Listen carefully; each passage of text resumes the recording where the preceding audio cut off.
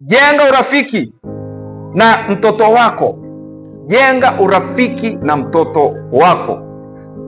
Jenga urafiki na mtoto wako.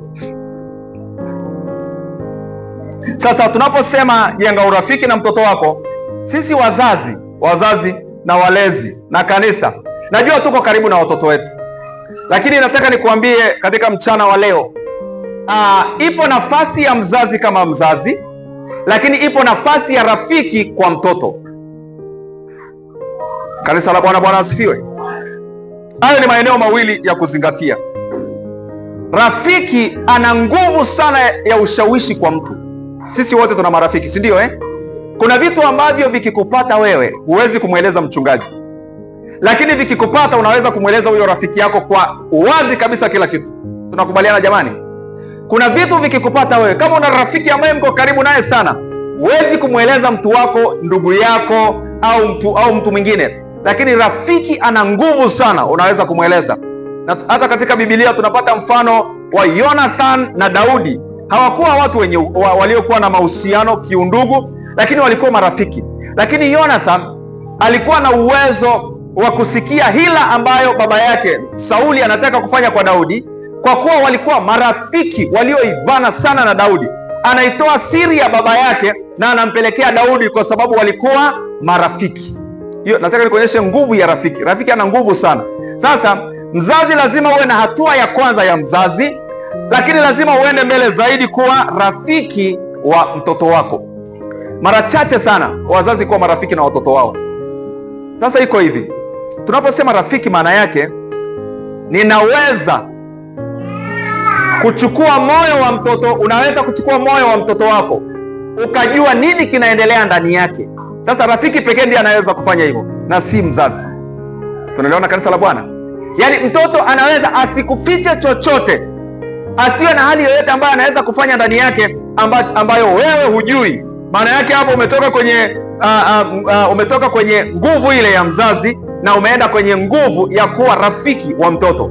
Sasa ukiwa rafiki wa mtoto, maana yake ataweza kila kitu kinachotokea katika maisha yake, mawazo anayowaza, kitu anachotaka kufanya, nini anakusudia kutenda, ataweza kukushirikisha kwa sababu anajua wewe ni rafiki yake wa karibu. Tunaelewana wana wa Mungu? Lakini sasa unapokuwa na hiyo nafasi ya rafiki, lazima uhakikishe kwamba kama mzazi lazima utunze sana nafasi yako kama mzazi, kwa maana ya kwamba uwe na uwezo pia wa kusimamia mamlaka ambayo Mungu amekupatia wewe kama mzazi. Mamlaka lazima pia usimame katika nafasi ya mamlaka, kwamba mzazi anafanya mambo matatu makubwa. Yeye ni mzazi aliyefanikiwa. Atakuwa mzazi kwa mtoto, atakuwa rafiki kwa mtoto, lakini pia atatunza mamlaka yake kwa mtoto. Mambo matatu hayo. Mzazi ukifanikiwa mambo matatu, watoto wako wataenda vizuri sana. Unatimiza haki zote za mzazi. Lakini namba 2, unakuwa rafiki wa huyo mtoto. Namba 3, unatunza mamlaka yako kama mzazi. Maana kuna wakati ambapo yale mamlaka yatakusaidia wakati unapomkuza na kumsaidia mtoto aweze kufika mahali ambapo amekusudiwa. Sasa natamani niongee kidogo juu ya hili eneo la mamlaka. Unajua, unapoangalia aina za malezi, nilimekutajia hapa aina 4 za malezi. Malezi ambayo yanaweza kukufanikisha ni yale malezi ambayo yatakuwa na nguvu ya mamlaka. Mzazi atakuwa na mamlaka katika malezi.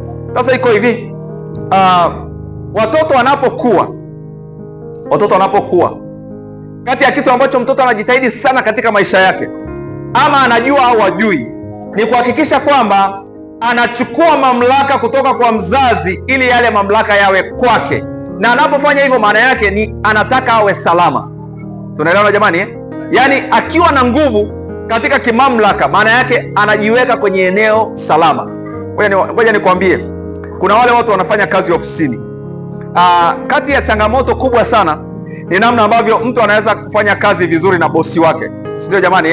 Sasa bosi lazima awepo, kwa sababu ili uweze kufanya kazi vizuri lazima iwepo mamlaka itakayokufanya wewe kufanya majukumu yako katika ofisi uliopangiwa. Kwa sababu asipokuwepo mtu wa kukusimamia, unaweza usifanye vizuri. Ajue hivi umefanya vizuri tuna deadline tumeweka, hiki kiishe tarehe fulani. Je, umetimiza? Kuna hiki tunatakiwa tufanye.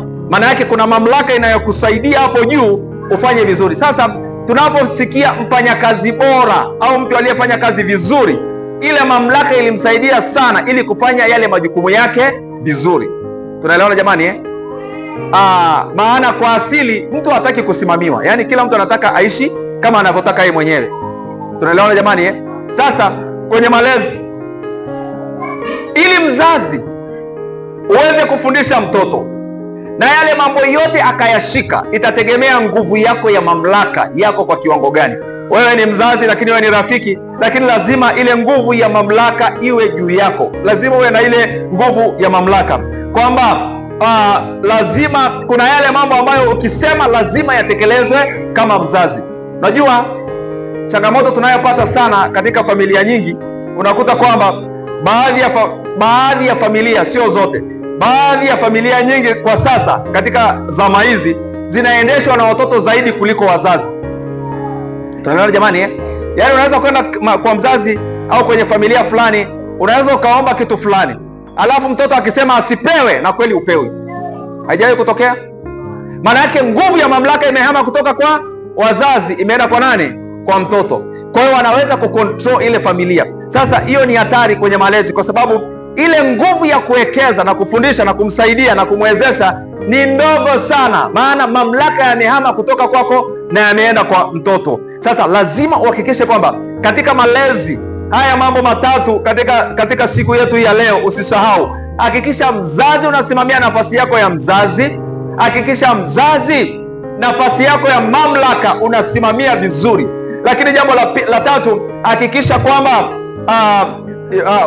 kwamba kila kitu, yani ule uwezo ambao mtoto anaweza kusikiliza. Tunaposema mamlaka, ile nguvu ambayo unaposema mtoto anaweza kujua kwamba hapa mzazi amesema, hapa baba amesema, hapa mama amesema, hapa mzazi amesema. Hiyo nguvu ya mamlaka. Lakini ya tatu, lazima uwe rafiki, uwe karibu na huyo mtoto wako. Sasa wazazi na walezi na kanisa la Bwana, katika siku ya leo, hii siku ambayo Mungu ametupatia, ambayo tumezungumza juu ya malezi, naomba ujitahidi sana kuhakikisha kwamba unashughulika na mwisho wa mtoto wako.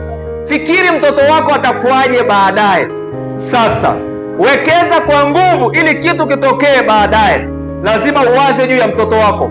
Kama unataka aweje kule mbele, inategemea nini kwa sasa unafanya. Usitelekeze watoto, usiwaache tu hivyo walivyo. Watie moyo. Kama ni kanisani, jamani, tunakutana hapa, walete watoto kanisani tuwafundishe.